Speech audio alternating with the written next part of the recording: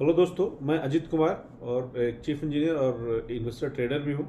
आज हम बात करेंगे कि ये मार्केट जो है काफ़ी अपने उथल पुथल दौर से गुजर रहा है। तो इसमें आम लोगों को करना क्या चाहिए? तो इसमें वैसा देखिए, मार्केट है, मार्केट में अप एंड डाउन तो होते रहेंगे।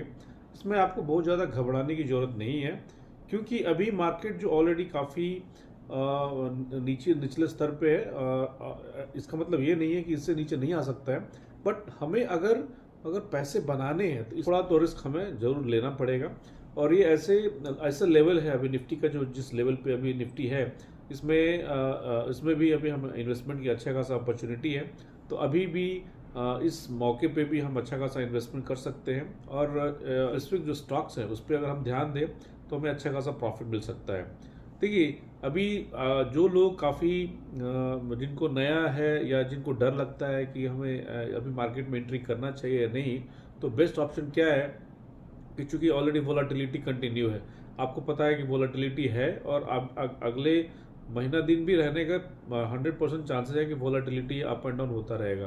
तो इसमें बेस्ट ऑप्शन क्या है कि जब जब ये मार्केट जो है 1% से ज़्यादा आपका जब फॉल कर रहा है, 1% ज़्यादा नीचे गिर रहा है, तो उसमें जो भी अच्छे स्टॉक्स हैं उसका जो प्राइस नीचे जाता है तो उसके लेवल पे आप खरीदिए।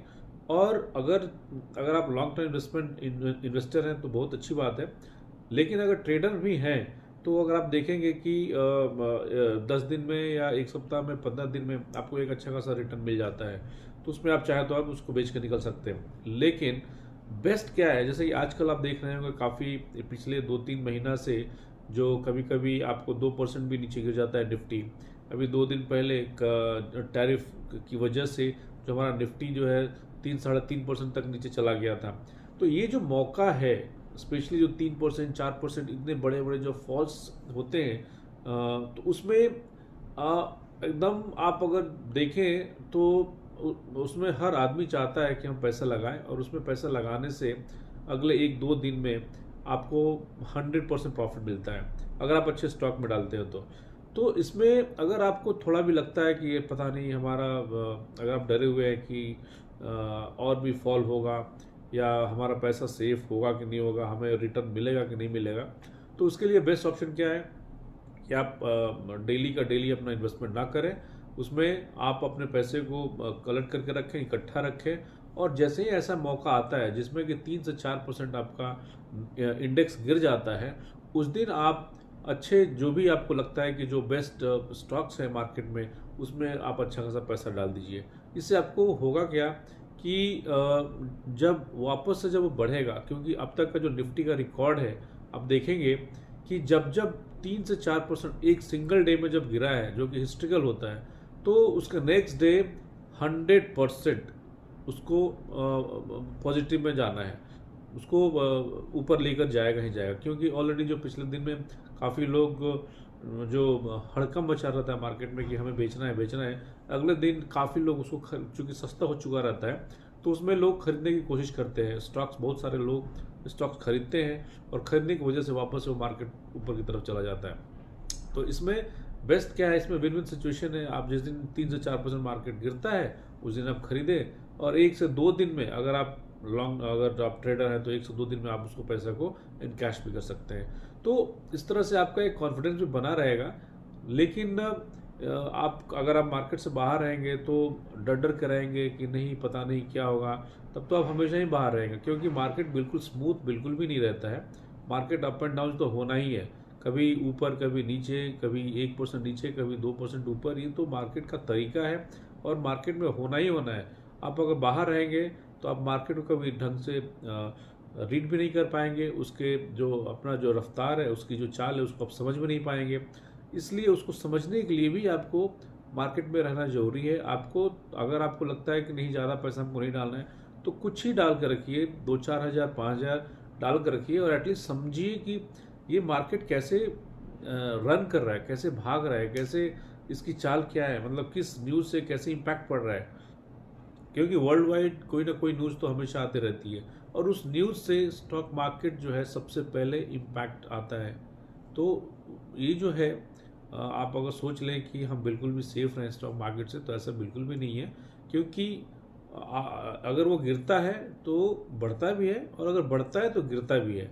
तो ये तो कंफर्म है। लेकिन इम्पॉर्टेंट चीज़ ये है कि आप जब वो जो गिरता है तो उस गिरने के टाइम में आप कौन सा स्टॉक खरीदते हैं, और कब खरीदते हैं, कितना गिरा हुआ है, वो सब सारा कैलकुलेशन करना बहुत ज़रूरी है।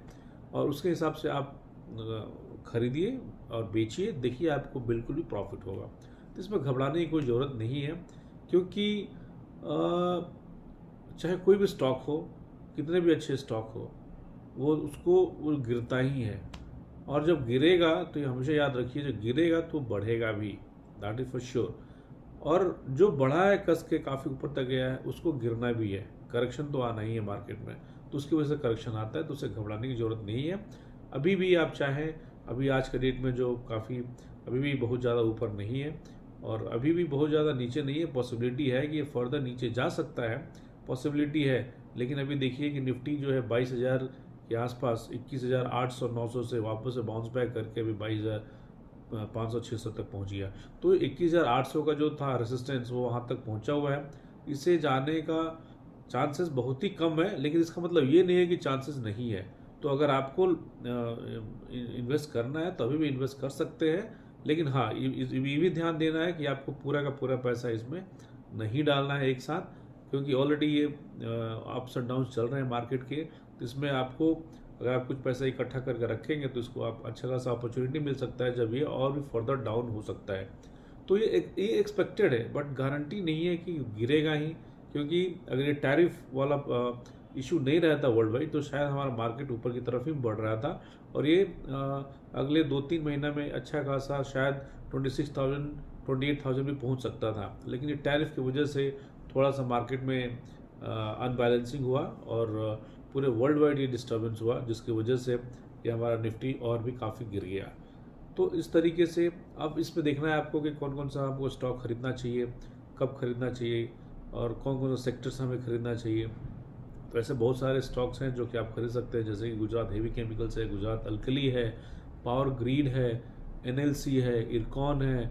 ऐसे बहुत सारे आईटीसी होटल्स हैं, ऐसे कितने सारे स्टॉक्स हैं जो कि अभी भी आप खरीद सकते हैं, खरीदने लायक है।